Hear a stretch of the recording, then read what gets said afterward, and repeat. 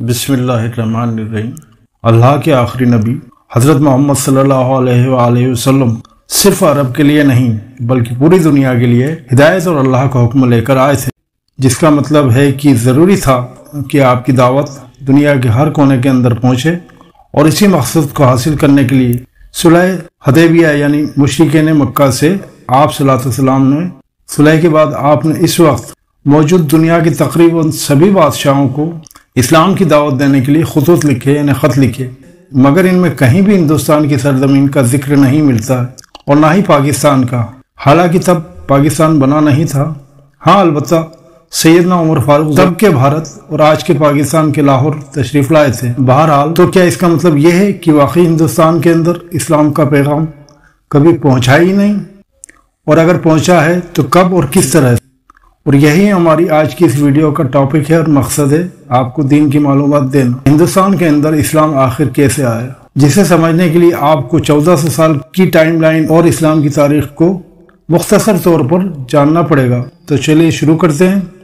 میرا نام ہے ایم تشیر صدیقی اور آپ دیکھ رہے ہیں ضمیر کی آواز، دیکھو سنو اور جانو اور سمجھو سیریز میں اسلام کا آغاز دنیا کے پہلے انسان اور پہلے نبی ہم سب کے جد امجد حضرت آدم علیہ السلام سے ہندوستان کی سرزمین پر پہلے ہی ہو گیا تھا، کیونکہ انہیں اس وقت کے ہندوستان کے علاقے سران یعنی سری لنکا کی سرزمین پر اللہ کے حکم سے اتارا گیا تھا، مگر امت مسلمہ کا آغاز رسول اللہ صلی اللہ علیہ وآلہ وسلم کی دعوت دین کے بعد ہوا،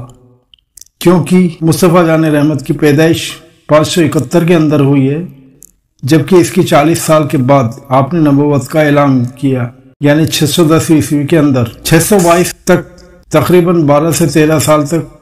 آپ نے مکہ کے اندر دعوت کا کام کیا، اور اس کے بعد ہجرت کر کے مدینہ تشریف لے گئے،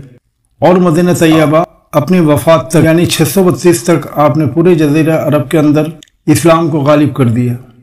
اگر ہم دنیا کے نقشے پر دیکھیں تو مکہ اور جزیرہ عرب جزیرہ ہند سے یعنی ہندوستان کی سرزمین سے اس طرح موجود ہے۔ اس جزیرۃ الہند کے اندر آج کے دور کے ہندوستان،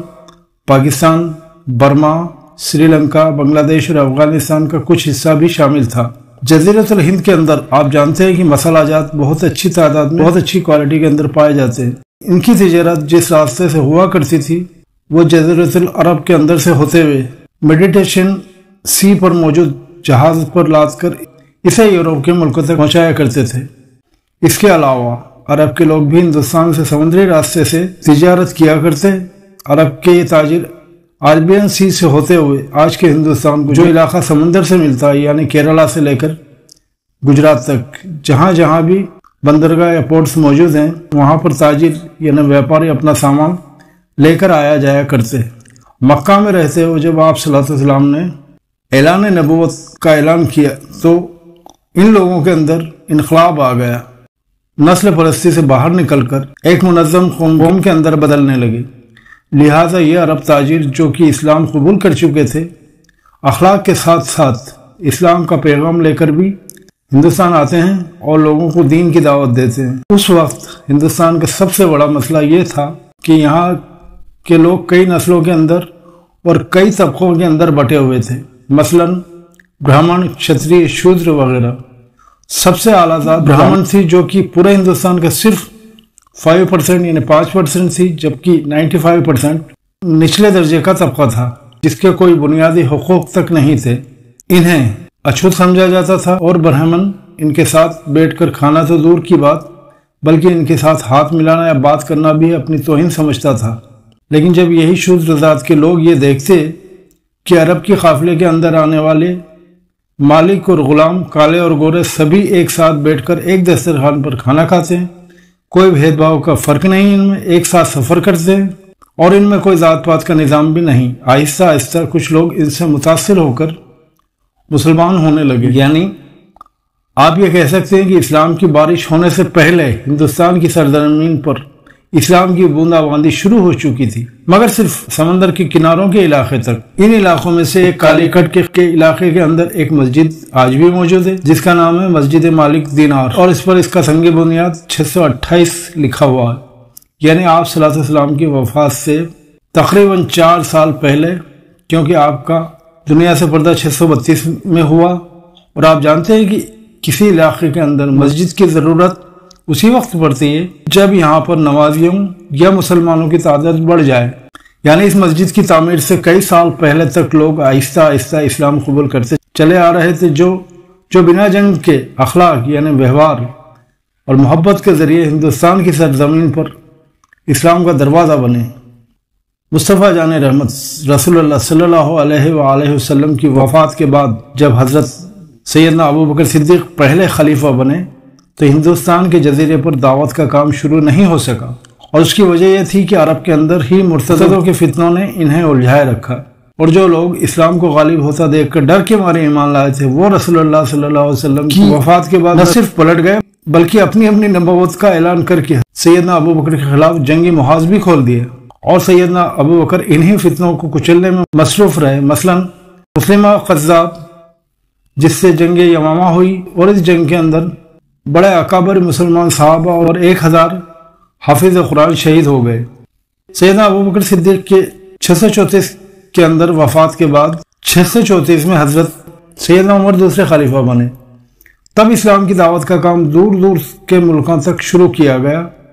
اور ان کے دور کے اندر عرب کے دائیں طرف جہاں پر اس عراق فتح ہوا، اور وہیں سے ایران یعنی فارسی سلطنت، تو بائیں طرف شام، اور پھر وہاں سے مصر اور افریقہ یعنی رومی سلطنت تک۔ ایرانی یعنی فارسی سلطنت کے بعد ہندوستان کی سرزمین موجود تھی، مگر مسلمانوں کی فوج ایران کے مکران کے علاقے تک جا کر رک گئی، جو کہ ہندوستان کا بارڈر ایریا تھا، اور یہاں پر آج کے دور کا پاکستان موجود ہے۔ کئی صحابہ کرام نے سیدنا عمر کو مشورہ دیا کہ اسلام کی فتوحات کو مزید آگے تک لے جائیں، کیونکہ وہ جہاد کر کے اپنی طاقت کے زور دکھانا چاہتے تھے، یعنی پوری دنیا کو مسلمان فتح کر لے۔ لیکن سیدنا عمر کی سوچ ذرا مختلف تھی۔ وہ کہتے ہیں کہ اسلام صرف فتوحات کا نام نہیں ہے بلکہ پورا ایک نظام زندگی ہے، اور انسان کو اللہ کا پیغام پہنچا کر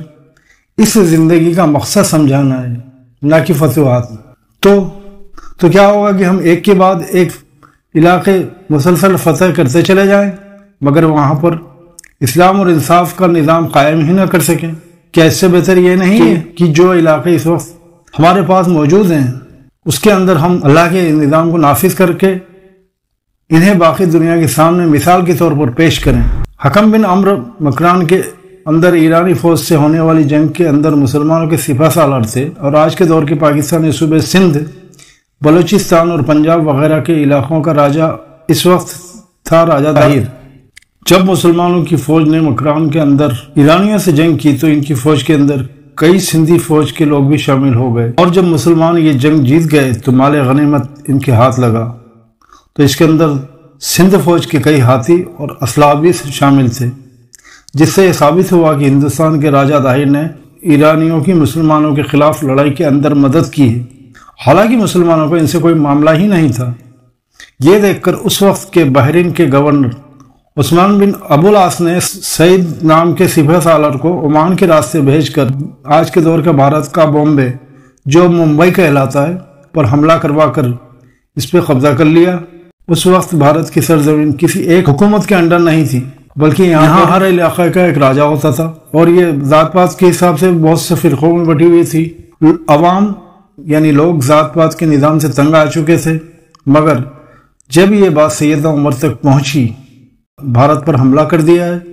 تو آپ بڑے غصہ ہوئے اور کہا کہ تم نے مجھ سے پوچھے بغیر یہ کیسے کیا؟ اور اس کی پھر وہی وجہ تھی کہ آپ سبھی چاہتے تھے کہ ہم ایک کے بعد ایک علاقے فتح کرتے جائیں، مگر انصاف کے نظام اور اللہ کا دین قائم نہ کر سکے۔ اس لیے حضرت عمر نے حکم دیا کہ فوراً سے بیشتر اپنی فوجیں ہندوستان سے باہر نکالو۔ 644 یعنی 644 کے اندر سیدنا عمر کا انتقال ہو گیا، آپ کو شہید کیا گیا تھا، جس کے بعد تیسرے خلیفہ سیدنا عثمان نے بھی بالکل یہی قانون اپنایا، اور 655 یعنی 655 میں ان کی بھی باغیوں کے ہاتھ سے شہادت ہو گئی۔ حضرت علی کے دور خلافت کے اندر ایک بار پھر سے خانہ جنگی شروع ہو چکی تھی۔ انہی فتنوں کو ختم کرنے کے اندر وہ مصروف رہے، مثلا جنگ جبل، جنگ صفین، جنگ نرمان وغیرہ ہوئی، لہذا ان کے دور خلافت کے اندر بھی سرحدی حدود سے باہر نکلنے کا نہیں سوچا گیا۔ اور یوں 660 کے اندر بھی علی مشکل کشا کو بھی شہید کر دیا گیا، جس کے بعد خلافت کا نظام ختم ہو کر ملکوتیت یعنی بادشاہت یعنی اسلامی بادشاہت کا دور شروع ہوا، نظام شروع ہو گیا، اور حضرت امیر معاویہ 660 سے لے کر 680 تک بادشاہ رہے۔ ان کے دور کے اندر بھی بالکل ایسا ہی چلتا رہا اور باہر کے ملکوں کی فتوحات پر کوئی دھیان نہیں دیا گیا۔ اس کے بعد یزید بادشاہ بنا اور کربلا کا واقعہ ہوا۔ سیدنا آقا حسین علیہ السلام کو شہید کرنے کے بعد مسلمانوں کی حکومت دو حصوں کے اندر تقسیم ہو گئی۔ مکہ میں عبداللہ ابن زبیر کی، جبکہ شام یعنی عراق کے اندر یزید کی،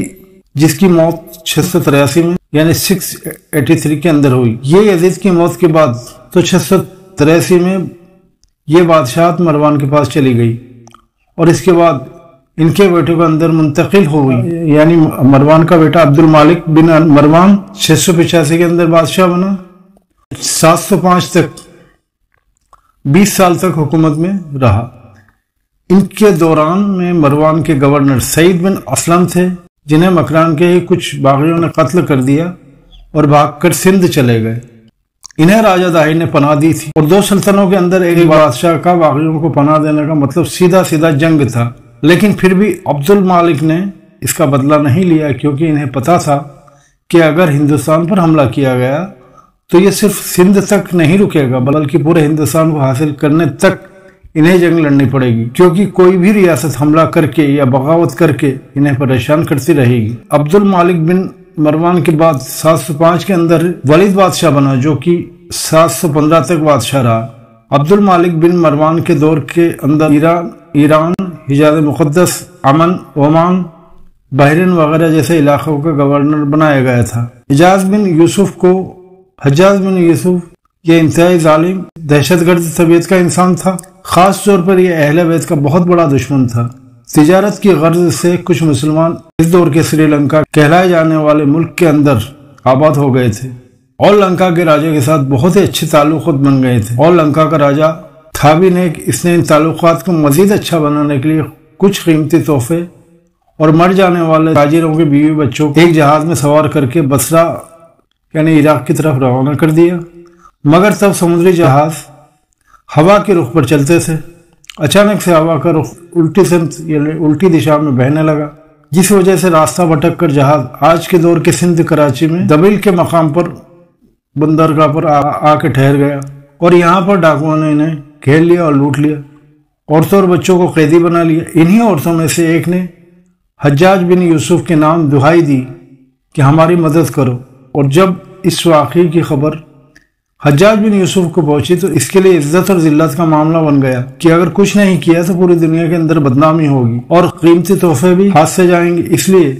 اس نے راجہ داہر کو خط لکھا کہ ہمارے مال اور عورتیں بچوں کے ساتھ ان سمندری ڈاکوؤں کے ساتھ ہمارے حوالے کرو، کیونکہ یہ علاقہ تمہاری حکومت میں آتا ہے۔ لیکن راجہ داہر نے بڑا جھوٹا اور روکھا سا جواب دیا کہ یہ علاقہ میرے کنٹرول میں نہیں آتا ہے، اور نہ ہی یہ لوگ، کیونکہ یہ مجھ سے بہت دور بارڈر ایریا پر موجود ہیں، سو میں کچھ نہیں کر سکتا، جو بھی کرنا تم خود ہی کر لو۔ یوسف یہ جواب سن کر غصے سے آگ بگولا ہو گیا، اور اس نے اپنے 2 سپاہ سالاروں کو بھیجا، ہزاروں فوجیوں کے ساتھ ان لوگوں کو بادیہ کرا کر ان کے تحفے ڈاکوؤں کو بھی قید کے ساتھ لے کے آئیں۔ یہ 711 کا ٹائم ہے۔ پہلا سپاہ سالار عبداللہ کو دبیل کے مقام پر ڈاکوؤں نے شکست دی۔ اس کے بعد یوسف کو سمجھ میں آ گئی یہ بات کہ یہ ڈاکو اتنی بڑی فوج کا مقابلہ خود سے نہیں کر سکتے، ضرور راجہ داہر ان کی مدد کر رہا ہوئے، ورنہ سمندری ڈاکوؤں کے پاس اتنا اسلحہ اور فوج کہاں سے آ گئی کہ وہ ہمارا مقابلہ کر سکے۔ اور بالکل ایسا ہی تھا، کیونکہ دراصل راجہ داہر کا بیٹا جے سنگھ ان ڈاکوؤں کی مدد کر رہا تھا۔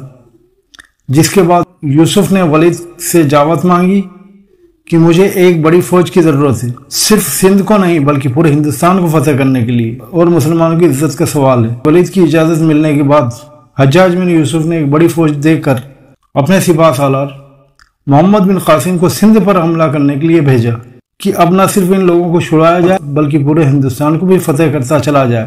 محمد بن قاسم 17 سال کا ایک جوان لڑکا تھا اور حجاج بن یوسف کا داماد اور بھتیجا بھی تھا۔ یہ بھی حجاج کے حکم پر اہل بیت پر ظلم کرنے والے لوگوں میں برابر کا حصہ دار تھا۔ 1711 میں محمد بن قاسم یہاں سے روانہ ہو کر 1712 میں دبیل کے مقام پر پہنچ گیا اور اسے فتح کر لیا۔ اس کے بعد ایک ایک کر کے اس نے سندھ کے تمام علاقے فتح کر لیے اور ہوتا ہوتا